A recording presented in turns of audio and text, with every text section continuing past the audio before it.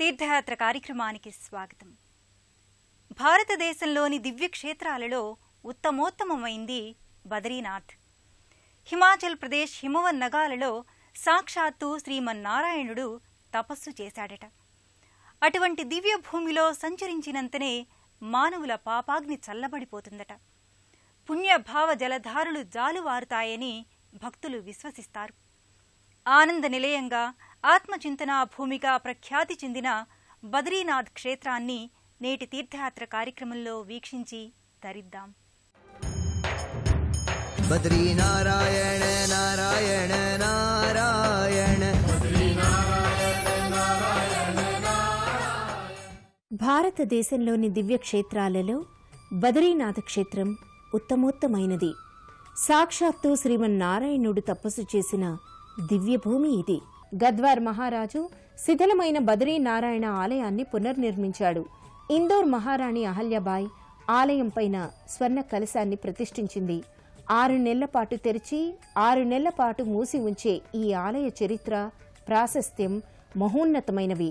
6 నెలల దేవతలు 6 నెలలు మానవులు పూజించే బద్రీనారాయణ క్షేత్రం భారతదేశంలో ప్రథమ చతుర్భుజ ఆసీన నారాయణ క్షేత్రంగా వినుతుకెక్కింది. బదరీ క్షేత్రం వైశాల్యాన్ని బట్టి స్థూల బదరీ, సూక్ష్మ బదరీ, అతి సూక్ష్మ బదరీ, శుద్ధ బదరీ అని పిలుస్తారు.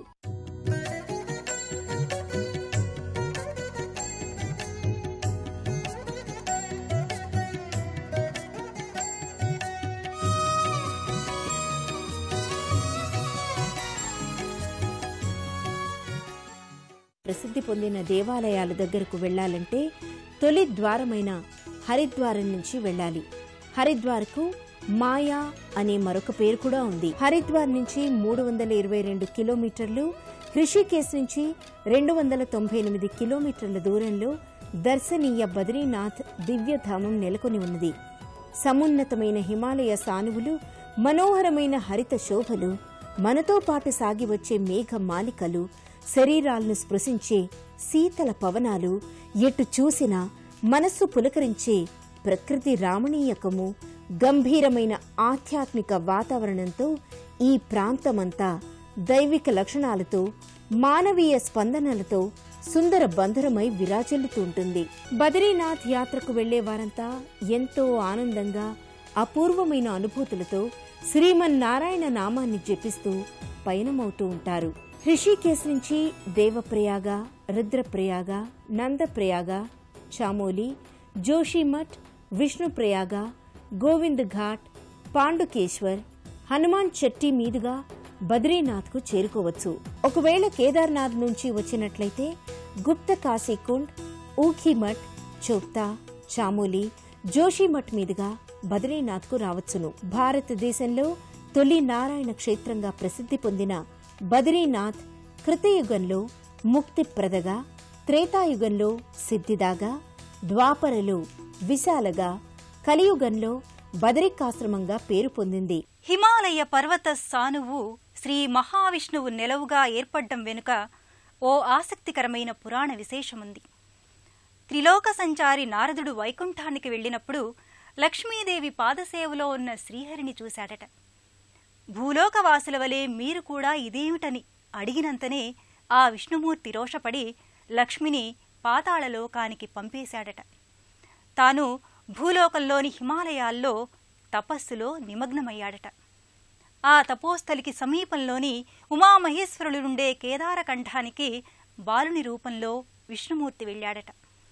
ఏడుస్తూ దీనంగా ఉన్న బాలుణ్ణి చూసి జాలిపడి పార్వతీ పరమేశ్వరుల ఇంట్లో ఉంచి వెళితే అదే స్థావరంగా స్థిరపరుచుకున్నాడట. అంతటి పౌరాణిక వైశిష్ట్యంతో విరాజిల్లే ఈ సుక్షేత్రంలోని బదరీ నారాయణ ఆలయ ప్రవేశం వైకుంఠ ప్రవేశమంతటి ఫలప్రాప్తి. బదరీనాథ ఆలయ పరిసర ప్రాంతాలు హిమ ఆచ్ఛాదనతో, సహజ జలధారలతో పరమాత్మ తత్వాన్ని అర్థం చేసుకునే గురుకులంగా, మహర్షుల జ్ఞానానికి ప్రతీకగా కనిపిస్తూ ఉంటాయి. నీలకంఠ పర్వత శ్రేణుల్లో నెలకొన్న బదరీనాథ ఆలయం దగ్గరకు అలకనందను దాటి వెళ్లాలి. బదరీనాథ ఆలయం నుంచి దూరంగా వెండి శిఖరం వలె మెరుస్తూ హిమంతో కూడుకున్న నీలకంఠ పర్వత శిఖరం నేత్ర పర్వంగా భక్తులకు కనిపిస్తుంది. ఒకప్పుడు వైకుంఠంలో శ్రీమన్నారాయణుణ్ణి శ్రీదేవి, భూదేవి, వృందాదేవి, గంగాదేవి సేవిస్తున్నారు. విష్ణువు వృంద, గంగాదేవిలతో మాత్రమే సంభాషణ గావిస్తుంటే లక్ష్మీదేవికి ఆగ్రహం వచ్చింది. వృంద, గంగాదేవిలను శపించింది. ఆ శాప కారణంగా వృందాదేవి తులసి మొక్కగా జన్మించింది. గంగాదేవి కుచేలుని పట్టణమైన అలకాపురిలో ఉద్భవించి ఒక ప్రవాహంగా అలకనందా నదిగా ప్రవహించసాగింది. సాక్షాత్తు గంగగా భావింపబడే అలకనంద బదరీ క్షేత్రాన్ని స్పృశిస్తూ వేగంగా ఉరవళ్లు తొక్కుతూ దేవప్రయాగ దగ్గర గంగోత్రిలో సంగమిస్తుంది. శ్రీకరమగు శ్రీహరి నడయాడిన హిమోత్పర్వత ప్రాంతమిది. బదరీ నారాయణుడై వెలసిన ఈ సుక్షేత్రంలో ఎన్నెన్నో పవిత్ర తీర్థాలున్నాయి. అలకనందా నది, తప్తకుండం, దండధారా తీర్థం, నారదకుండం, దాని ఒడ్డున పంచశిలలు, ఇలా ఎన్నెన్నో దర్శనీయ స్థలాలున్నాయి. వాటి విశేషాలు తిలకిద్దాం. అలకనందా తీరాన పవిత్ర బదరీ క్షేత్ర దర్శనం సర్వపాపహరణం. బదరీనాథ ఆలయ దర్శనం చేసే ముందర ఇక్కడ ఉన్న తప్త కుండంలో భక్తులు స్నానం చేస్తారు. దీనికి అగ్ని తీర్థమని మరొక పేరు ఉన్నది. ఇది వేడి నీటి కుండం. ఈ తప్త కుండంలో భక్తులు స్నానం చేసి దానాలు చేసి జీవితాలను ధన్యం చేసుకుంటూ ఉంటారు. తప్తకుండానికి దగ్గరలోనే అలకనందా ఒడ్డున ప్రసిద్ధమైన నారద తీర్థం ఉంది.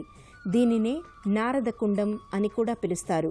ఇక్కడే పుణ్యాన్ని ప్రసాదించే పంచశిలలున్నాయి. అవి నారదశిల, గరుడశిల, మార్కండేయశిల, నరసింహశిల, వరాహశిల.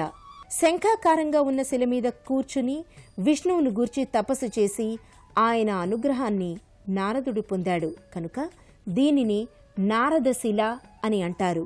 హిరణ్యకశ్యప వధానంతరం నరసింహస్వామి ఉగ్ర రూపంతో ఇక్కడకు వచ్చి చల్లని అలకానంది నదీ జలాలలో కూర్చొని శాంత రూపాన్ని పొందటం జరిగింది. ఇంకొక ప్రక్క వరాహశిల కనిపిస్తుంది. భూమిని ఉద్ధరించిన తర్వాత వరాహస్వామి ఇక్కడ శిల మీద చిరకాలం ఉండి భక్తులను అనుగ్రహించాడు.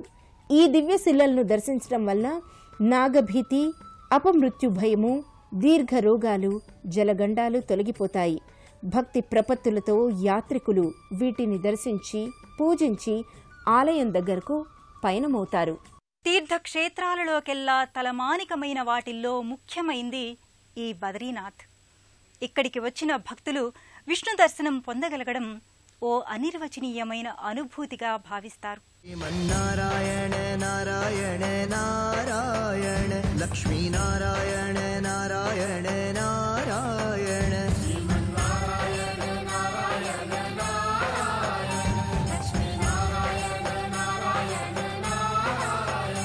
బద్రీ నారాయణ నారాయణ నారాయణ బ్రహ్మ నారాయణ నారాయణ. బదరికాశ్రమ పరిసర ప్రాంతాల్లో ఈ మహనీయులు తపస్సుకు ప్రతిరూపంగా నిలిచి ఎల్లప్పుడూ తపస్సు చేస్తూనే ఉన్నారు. నారద మహర్షి కారణంగానే నారాయణుడు ఈ క్షేత్రంలో నెలకొన్నాడు. అలకనందా నదికి ఒడ్డున ప్రసిద్ధమైన బ్రహ్మ కపాల తీర్థం ఉంది. 5 ముఖాలు కలిగిన బ్రహ్మదేవుడు సృష్టి కావిస్తున్నప్పుడు ఒక అపురూప సౌందర్యవతిని సృష్టించాడు. ఆమె సరస్వతీదేవి. ఆమె అందానికి వ్యామోహితుడై బ్రహ్మ కూతురు వరుసను విస్మరించాడు. ఈ అధర్మ ప్రవృత్తిని సహించలేక పరమేశ్వరుడు బ్రహ్మ శిరస్సునొకదాన్ని ఖండించాడు. అప్పట్నుంచి పంచముఖ బ్రహ్మ చతుర్ముఖ బ్రహ్మ అయ్యాడు. అయితే శిరచ్ఛేదన వల్ల శివునికి బ్రహ్మ హత్యా పాతకం చుట్టుకున్నది. ఖండింపబడిన బ్రహ్మ కపాలం శివుని చేతికి అతుక్కునిపోయింది. ఎన్ని క్షేత్రాలు తీర్థాలకు వెళ్లినా ప్రయోజనం లేకపోయింది. బదరీ క్షేత్రానికి వచ్చిన వెంటనే బ్రహ్మ కపాలం మహేశ్వరుని హస్తం నుంచి ఊడి పడిపోయింది. అప్పట్నుంచి ఈ ప్రాంతానికి బ్రహ్మ కపాల తీర్థమనే పేరు వచ్చింది. ఇక్కడ పితృదేవతలను ఉద్దేశించి చనిపోయిన వారి కోసం చేసే శ్రాద్ధ పితృకర్మలు అఖండమైన పుణ్యాన్ని కలుగజేస్తాయి. పిండదానాది కార్యక్రమాలు చేయనవసరం లేనివారు బ్రహ్మ కపాల ప్రదేశాన్ని దర్శించి నమస్కరించినట్లయితే సద్గతులు లభిస్తాయి. భూలోక వైకుంఠంగా భావించే పరమ సుందర క్షేత్రం ఈ బదరీనాథ్. భక్తి, ముక్తి, ఆధ్యాత్మిక సంపదతో పాటు మానసికోల్లాసాన్నిచ్చే ప్రకృతి సౌందర్యంతో కూడి ఉన్న దివ్యక్షేత్రమిది. ప్రధాన ఆలయానికి సమీపాన అనేక సుందర ప్రాకృతిక దర్శనీయ స్థలాలున్నాయి. బదరీ క్షేత్రానికి చుట్టుప్రక్కల అనేక దర్శనీయ స్థలాలున్నాయి. గంధమాదన పర్వతం, నరనారాయణాశ్రమం, ఊర్వశీ మందిరం, చరణపాదుకలు, వ్యాస గుహ, మూర్తిదేవి మందిరం, స్వర్గారోహణం, సరస్వతీ నది జన్మస్థలం, బ్రహ్మకమల ప్రదేశం మొదలైనవి పుణ్య సముపార్జనకు, పాప నిర్మూలనకు, నైతిక శీల ప్రవర్తనకు సందేశంగా ఉన్నాయి. లోక శ్రేయస్సు కోసం నారద మహర్షి బదరీ నారాయణ స్వామి విగ్రహాన్ని ప్రతిష్ఠించి పూజించాడు. కాలక్రమంలో ఈ విగ్రహం ఎందువల్లో కలియుగాన నారద కుండంలో ఉండటం జరిగింది.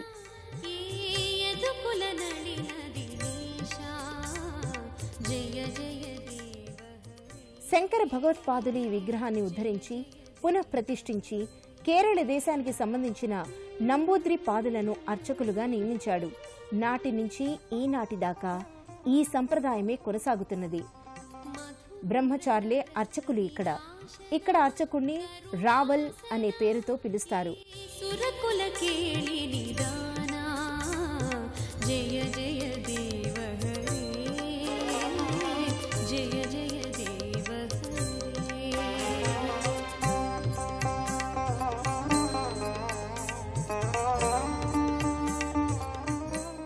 6 నెలల పాటు బదరీ క్షేత్రం మంచు కురవటం వల్ల మూసివేయగా ఉత్సవ విగ్రహాలను జోషి మఠకు తీసుకువచ్చి పూజలు గావిస్తారు. వైశాఖ మాసంలో పునః ఆలయం తెరిచినప్పుడు వైభవంగా నారాయణ స్వామిని తిరిగి బదరీ ఆలయానికి తీసుకువెళ్లి వేంచేపు చేస్తారు. ఆలయంలో అభిషేకం, మహాభిషేకం, గీత దర్శనం, గీత గోవిందం, హారతి మొదలైనవి భక్తుల కోసం నిర్వహిస్తారు.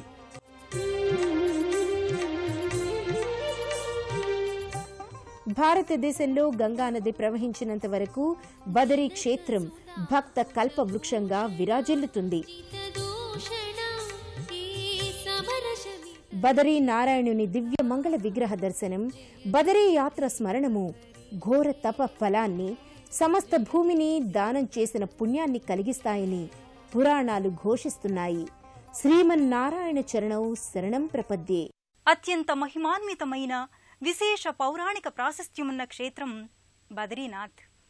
ఇక్కడకు యాత్రగా వచ్చి దైవ దర్శనం చేసుకోవడంతో తమ జన్మ సార్థకమైందని భక్తులు భావిస్తారు.